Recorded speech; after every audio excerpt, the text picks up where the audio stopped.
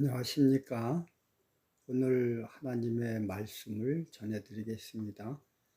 창세기 17장 11절 너희는 양피를 베어라. 이것이 나와 너희 사이의 언약의 표징이니라.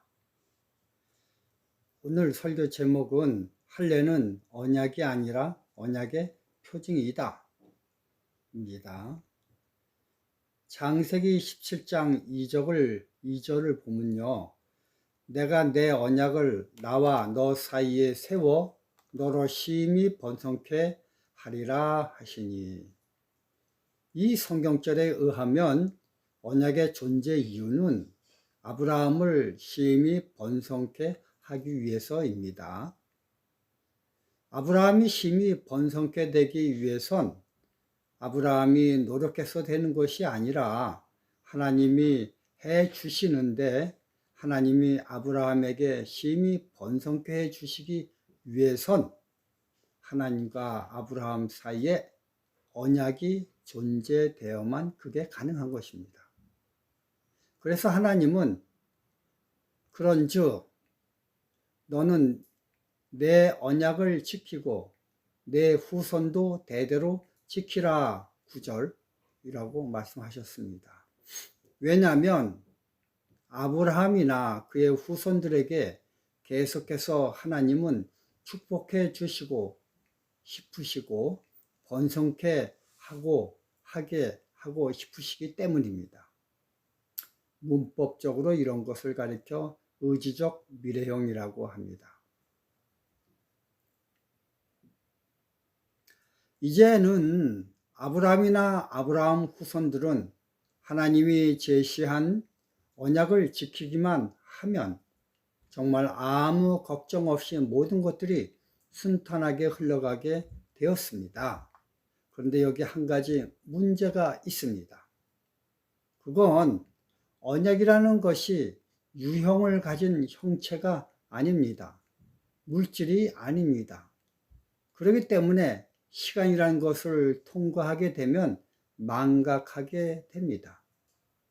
아브라함이나 아브라함 후손들의 정신에 이 언약이 흐릿하게 되어 지키지 못하게 되게 되는 것입니다. 그래서 하나님은 한 가지 묘수를 선택하셨습니다. 그것이 바로 언약을 보이고 만져 알 수 있는 그 어떤 상징물을 만들어 계속해서 지킬 수 있게 한다는 방식이었습니다. 그렇게 한 것은 하나님 편에서의 문제 때문이 아니고 죄로 인해 시간이란 제약 속에서 사는 인간의 문제 때문에 하나님이 어쩔 수 없이 묘화내낸 것입니다.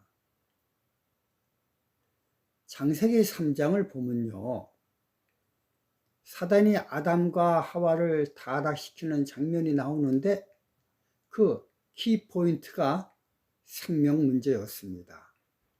하나님 없이 자체적 생명력을 만들어 삶으로 하나님과 같이 되는 것이 그 유혹의 진실된 속뜻이었습니다.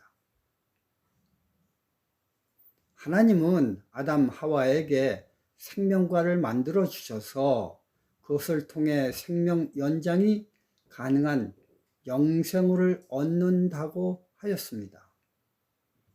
사단은 그런 반면에 그런 하나님의 제안은 거짓말이다. 그러니 생명나무 열매도 생명나무 없이도 이 선악과 나무의 열매를 먹으면 하나님이 주시지 아니하셔도 내 속에 자연 발생적으로 생명력이 나타나 샘물처럼 터져나와 너도 하나님처럼 되어 영원히 산다고 속인 것입니다. 이러한 배경을 알아야 왜 하나님이 생명 전달 기능이 있는 신체에 흠집을 내어 할례를 하라고 하신 이유를 알게 되는 것입니다. 생명이란 영역의 모든 기능은 내 소관이다 라는 하나님의 주관이 여기에 다 녹아져 있음을 보게 됩니다. 결국 언약의 최종 목적은 죽어가는 아담과 하와의 후손들을 유턴시켜 다시 생명의 나라로 데리고 가시는 것입니다. 이렇게 함으로 하나님의 주장은 온전한 것이고 완벽한 것이고 이것에 대항하여 선악과를 제시한 사단의 주장은 절대적으로 틀렸다는 것을 증명할 수 있게 됩니다. 이러한 싸움은 1차적으로 지구에서 인간들의 싸움이지만 이 싸움의 진짜 내막은 계시록 12장 7절에 있는 것처럼 하늘에 전쟁이 있으니 미가엘과 그의 사자들이 용으로 더불어 싸울세 용과 그의 사자들도 싸우는 하늘 전쟁이 최종 결과 때문입니다. 이 전쟁을 위해 대리적으로 싸우는 것이 바로 지구에서의 인간들의 선악의 전쟁입니다. 이것을 위해 하나님께서는 하늘에서 이적을 일으키셨습니다. 계시록 12장 1절 하늘에 큰 이적이 보이니 해를 입은 한 여자가 있는데 그런데 말입니다. 사단도 질세라 이적을 베풉니다. 계시록 12장 3절 하늘에 또 다른 이적이 보이니 보라 한 큰 붉은 용이 있어. 근데 이 붉은 용은 계시록 17장 3절 4절을 보면요 여자가 붉은빛 짐승을 탔는데 그 짐승의 몸에 참남된 이름들이 가득하고 7머리와 10뿔이 있으며 그 여자는 자줏빛과 붉은빛 옷을 입고 금과 보석과 진주로 꾸미고 손에 금잔을 가졌는데 가증한 물건과 그의 음행의 더러운 것들이 가득하였더라. 여러분들이 성경을 읽어보면요 성경에서는 종종 교회를 여자로 묘사하고 있습니다. 그러므로 계시록 12장 1절에 나오는 순결한 여자이냐 아니면 계시록 17장 3절 4절에 나오는 음녀이냐로 하나님 백성과 사단의 백성이 구별됩니다.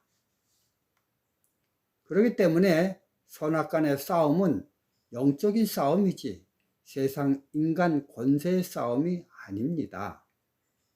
이 선악의 싸움은 여자들의 싸움, 즉 교회 안에서의 싸움입니다. 교회 밖의 싸움이 아닙니다. 순결한 여자인 진리교회와 이것을 핍박하는 음녀교회와의 역사적 싸움입니다. 우리가 이 교회 내 싸움을 한번 살펴보겠습니다. 다니엘 7장 24절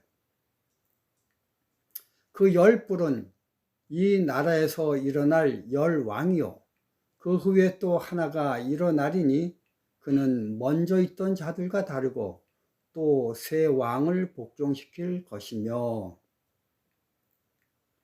우리는요 세계사를 통해 너무나 잘 아는 이 사실을 잘 읽어볼 수가 있습니다.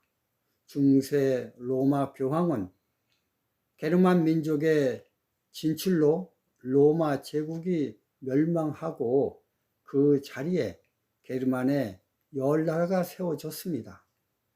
그런데 그들 중 3나라가 교황의 가르침과 정반대인 삼위일체설을 부인을 하게 되었습니다. 이 나라가 헤루리, 반달, 돈코트라는 3나라였습니다. 그 과정이 멸망시키는 과정이 좀 복잡하지만 저는 그냥 단순하게 이 3나라를 교황은 멸망시켰습니다. 여러분, 교황이면 그 이름 그대로 교회의 황제입니다. 그렇다면 그가 하는 일은 오로지 하나님을 영광스럽게 하는 일이어만 합니다. 그런데 성경을 보면요, 그 반대 행동을 하는 것을 봅니다. 25절을 보면 그가 장차 말로 지극히 높으신 자를 대적하며, 뭘 대적하여? 하나님을 대적한다는 것입니다. 하나님을 찬양하는 것이 아니라 하나님을 대적하고 있습니다. 이것을 통해 우린 이 교황이 음녀인 사단의 세력임을 발견하게 됩니다. 교황이라는 탈을 뒤집어 쓴 사단임을 보게 됩니다. 이 사실을 더욱더 명확하게 알게 하는 것은 이 교황이 하는 행동들을 보게 될 때 알 수가 있습니다. 어떻게 하고 있어요? 성경은 또 지극히 높으신 자의 성도를 괴롭게 할 것이며, 보호해야 되는데 이게 말이 됩니까? 성도를 보호해도 시원찮은데 성도를 괴롭히고 있습니다. 이것은 천주교회가 종교재판이라는 미명 하에 중세 때 대략 5천만 명을 죽인 역사적 사실로 증명이 됩니다. 그것들 중 한 가지 예를 제가 들여다보면요, 갈릴레오 갈릴레이가 천주교에서 주장하는 천동설을 인정하지 않고 대신 지동설을 주장하였습니다. 그렇다고 그는 종교재판에 걸리게 되었고 종교재판에 나가게 되었습니다.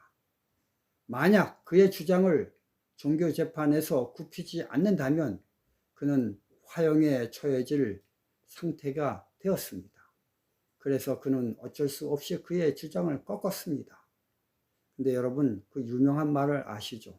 그가 재판장을 나오면서 그래도 지구는 도는데 라는 말을 하였습니다.